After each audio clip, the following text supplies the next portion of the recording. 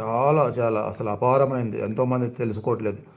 అందుకని ఆ మహత్యం తప్పకుండా వింటే తెలుస్తుంది, విన్నందుకు పుణ్యం వస్తుంది. తర్వాత మనం భగవద్గీత ఎలాగో రోజు చేస్తున్నాం కాబట్టి ఆ పుణ్యాన్ని ఆ కర్మఫలాలు లేకుండా మనం పొందొచ్చు. 5. గీతాపారాయణము జరుపు చోటునకు సకల దేవతలు, మునులు, యోగులు, నాగులు, గోపాలురు, గోపికలు, పార్షదులైన నారద ఉద్దవాదులు వచ్చి సాయపడుదురు.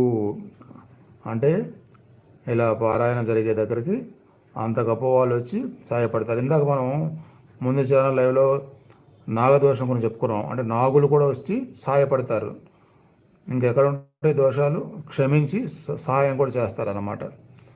అట్లా యోగులు, మునులు, సకల దేవతలు, గోపాలురు, గోపికలు, నారద మహాముని ఇలా అనే